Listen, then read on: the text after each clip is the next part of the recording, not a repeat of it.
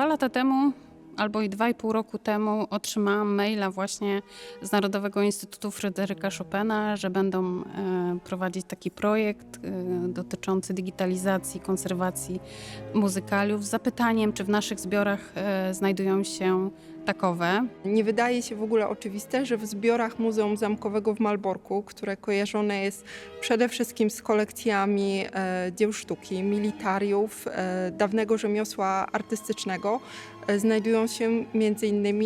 historyczne zbiory muzyczne. W pewnym momencie przypomniałam sobie, że przecież my mamy taki zasób, którym opiekowaliśmy się, ale tak naprawdę nie był nigdy do końca rozpoznany. Z tego względu, że nigdy nie mieliśmy specjalistów, którzy by potrafili rozpoznać ten zapis, prawda? Muzyków, muzykologów, którzy by potrafili o to zadbać i przede wszystkim to opracować. I tak rozpoczęła się nasza współpraca w zakresie tego projektu. Historia tych zbiorów jest bardzo ciekawa. Zniszczony częściowo w 1945 roku zamek w Malborku przez wiele lat pozostawał bez trwałego zarządcy. Niestety ten brak stałej opieki, brak właściciela i aż do 1961 roku brak placówki muzealnej, która zajęłaby się zbiorami, powodował, że obiekty te były systematycznie niszczone, rozkradane, a część z nich w oczach szabrowników nie zasługiwała na uwagę. Przede wszystkim trzeba zaznaczyć, że jako takiej specjalnej kolekcji muzykaliów na Zamku Malborskim nigdy nie było.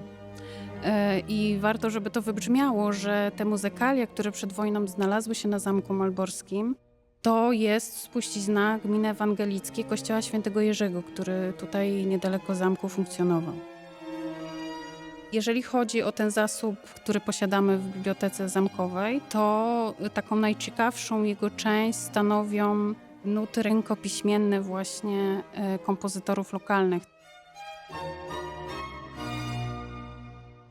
I na przełomie XIX i XX wieku niektóre z nich były wykonywane również te utwory na zamku w Malborku, chociażby w Wielkim Refektarzu, w którym właśnie się znajdujemy. Pierwsze takie wzmianki o koncertach w Wielkim Refektarzu pochodzą już z 1833 roku. Mamy wzmianki o tym, że podczas koncertu w 1843 roku był na koncercie w Wielkim Refektarzu również król Fryderyk Wilhelm IV i zgromadziło ono prawie 1000 słuchaczy i 90 śpiewaków i wykonawców muzyki. Współpracując z Narodowym Instytutem Fryderyka Chopina mamy nadzieję, że te nuty, ten zasób odzyska takie drugie życie, prawda? Że zostanie włączony do obiegu, zostanie zdigitalizowany, udostępniony muzykom, którzy będą mogli czerpać z tego. Myślę, że w przeciwieństwie do zapisu językiem narodowym czy jakimkolwiek innym językiem tradycyjnych ksiąg, zapis nutowy jest takim językiem uniwersalnym, odczytywanym na całym świecie w taki sam sposób. Digitalizacja obiektów ma oczywiście służyć z jednej strony również zachowaniu w razie jakichkolwiek zniszczeń.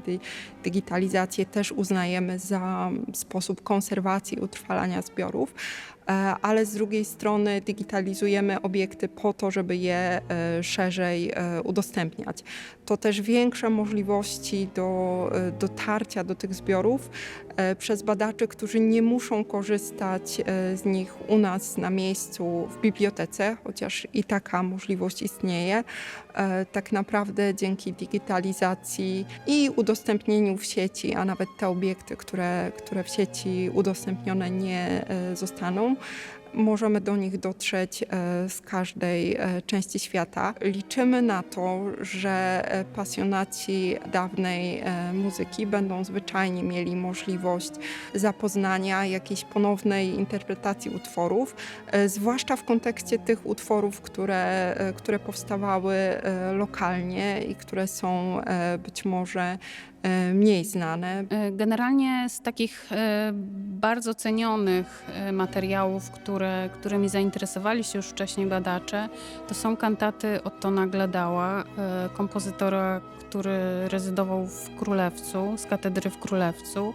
Należy uznać, że są to jedne z takich cenniejszych zapisów nutowych, które zachowały się w tej spuściźnie tej gminy ewangelickiej.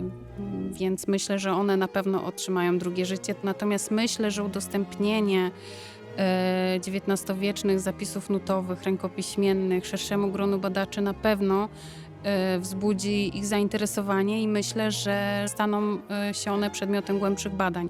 Na czym nam najbardziej zależy, prawda? Że myślę, że one trafią do takiego szerszego obiegu i na pewno większa liczba specjalistów zainteresuje się tym zbiorem.